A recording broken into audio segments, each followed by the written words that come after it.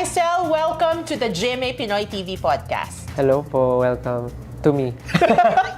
Nice to see you again po. Last na nag-usap tayo, may bala ka palang mag-Japan with the family, no? Yes. Natuloy. How is naman it? Po siya. Masaya po kasi parang 1 month po kami nag-stay sa Japan. Talagang sinulit ko po yung moment with them. Doon po nag-celebrate ng Christmas and New Year. Yeah. Sulit pa. So may bala ka na ulit with the family? May plano na ulit? Hindi ko po sure kasi parang mas busy po this year. So, di ko po alam kung masisingitan ko pa po ng another time with them. But, pag meron, siguro, pwede naman. But di ko lang po sure kung out of the country pa siya. Let's talk about you and Julie, no? Okay. Why do you think you and Julie work so well together? Siguro po, same vision and same goals kami sa ngayon. Parang same page po kami kung ano yung track or ano yung path yung gusto namin gawin together. And siguro, dahil same po kami na easy to adjust with everything. Parang game kami to do everything din. Kaya feeling ko wala po masyadong problem together. Parang pag may gustong itry, game agad yung isa. So parang nagkiklik agad po agad. So kaya mas mabilis po yung trabaho kasi willing to adjust and willing to try everything or willing to try something new. Paano yung collaboration nyo? Paano ang process? Sobrang ano po same. Kasi parang gusto namin balance lahat. Parang gusto namin ma-showcase namin yung different side ng bawat isa. Very collaborative po siya. Suggest ako. And then, syempre, may suggestion din siya. Then, i-match namin yung together para ma-balance. Kasi we know each other naman na we can sing, we can dance. Kaya namin laruin yung performance and kaya rin namin i-excite yung mga tao sa pwede pa namin ipakita ng mas more pa. ng more. So, parang, ayun, nagagawa namin ikutin, laruin. Kaya nagiging mas maganda yung nagiging batuhan namin ng ideas. Kasi parang very open kami with anything na ideas. At dahil medyo matagal na rin kayo nagkakatrabaho, Yeah, no? yun isa pa po yun. Hindi na awkward Hindi na in a way awkward. na... Opo, parang madaling sabihin, madaling mag-suggest, hindi nakakatakot magsalita, mag-voice out. So, How is the adjustment naman from performing with a group at saka yun nga, with a duet naman? nakakapagod po. Nakakapagod yung pag-duet. I mean, di naman siya totally nakakapagod, nakakahingal. I mean, ang dami mong iniisip mentally na parang next performance and then ano yung gagawin mo sa performance na to. Kasi with SB19, 5 kami. So, 5 kaming naghatian ng mga parts and then nakakapagod yung SB19 kasi more on sayaw. Well, sa amin rin naman ni Julie ganon. Pero iba yung pagka mismong concert nyo na.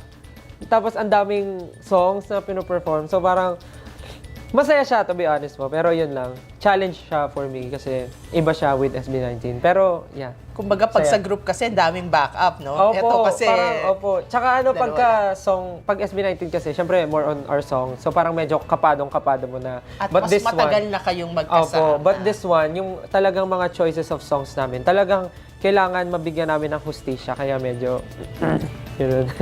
With SB19, you are slowly conquering the global stage. Ay, wow. How are you handling the pressure, lalo na kayo ang nag-introduce ng P-pop sa mundo? Ay, wow. Grabe, big words. Siguro po sinasabi nila kami talaga yung nag-introduce ng P-pop sa buong mundo. But I guess, meron ibang groups din na ginagawa yun. And we're very happy na right now, P-pop is really thriving. And tulad nga na sinabi namin before, hindi naman talaga siya kaya ng isang grupo lang. So maganda na maraming grupo na lumalabas din at mas nakikilala. But sa amin po yung mga nangyayari with SB19, hindi namin iniisip masyado na dapat ganito yung next step kasi nagawa natin ito. Go with the flow po kami. Parang meron na po kaming in mind na parang dapat gawin natin to kasi ito yung kailangan natin. Wala talaga kaming tipong, nagawa natin to. Dapat mas tindihan pa natin sa susunod. Parang ayaw na magpadala sa pressure. Kung ano yung nafe-feel namin ngayon, tinutuloy-tuloy lang namin kung paano namin siya pinlan from before para mas tuloy-tuloy lang po. Kasi pagka masyado namin inisip na, dapat sabayan natin to kasi nag-boom to, baka masayang po yung mga plans namin na nakalatag na. Parang ganun. And supportive din kayo sa ibang grupo. Opo naman. Diba? Super naman. Masaya po kami sa nangyayari ngayon. And super exciting kasi very open na rin yung mga event producers na parang pagsama-samahin talaga into perform other songs ng ibang group. So parang exciting. At yung search nyo for new talent, kasi di ba, I heard, di ba, Opo. na gusto rin yung mag-form ng girl group. Super no? excited din po kami for that. And sobrang daming malalaman and ma-unlock Sa new mga- talents. Yeah. Sa mga susunod na buwan. Yes. What's the feeling like whenever you perform for Global Pinoys Abroad? Iba kasi yung fans Yes, opo. sa labas ng bansa, iba yung nandito, di ba? Kapag nandoon kayo, tapos ano ang feeling? Kapag Mas nakakakaba po kasi English. Hindi, mas nakakakaba kasi syempre hindi naman po namin yung home court, hindi namin siya lugar. Kinakaba po namin mga tao, but whenever we see yung fans namin, yung 18, na nandun sila, super excited, medyo nawawala yung kaba namin. But of course, syempre hindi dapat kami makampante kasi meron din ibang crowd na nanonood and ibang market na nandun. So, dapat kung ano yung plano namin for that stage, ganun pa din. Yun. Pero masaya po mag-perform. Speaking of performance, no?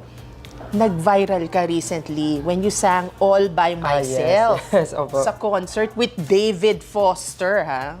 Ano ang feeling? Especially when you were hitting that high note. Wala po akong nararamdaman nung moment na yun kasi parang lumulutang lang talaga. Tumatakbo sa isip ko ano pong gagawin ko at that time. Parang sabi ko, anong gagawin ko? Nandito na ako sa sitwasyon na to.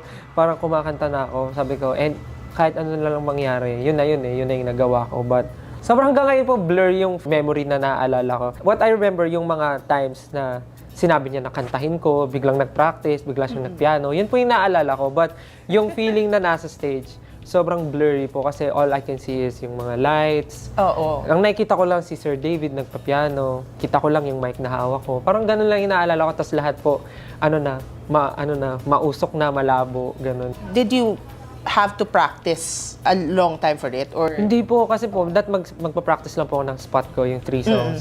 And then, nandun nga po siya sa stage, tapos nagpa-piano siya. Tapos sabi niya, try mo nga tong song. Tapos sabi ko, anong song? Sabi niya, All By Myself. Tapos ako, tinititigan ko na yung manager namin, yung buong production, yung prod team. Wala rin silang alam kasi biglaan lang talaga siya.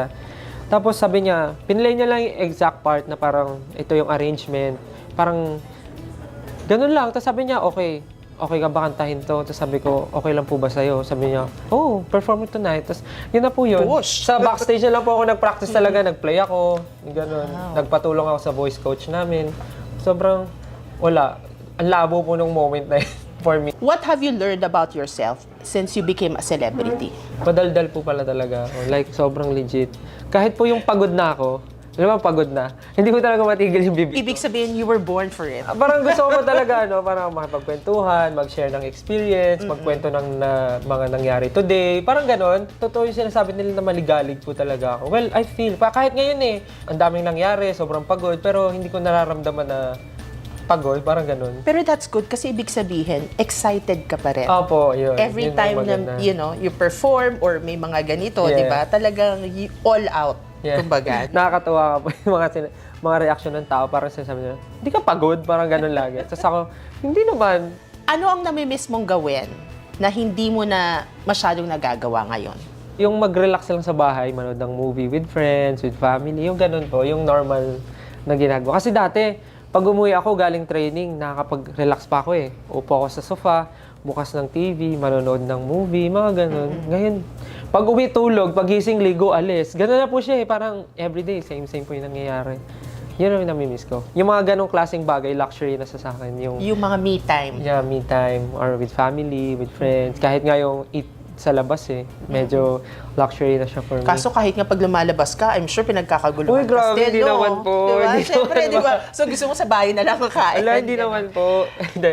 Minsan ganun po nangyayari. But, mas masaya po kasi pag sa office na lang kumain, ganun. Order lang kami food, tapos lahat kumakain sa isang table, ganun.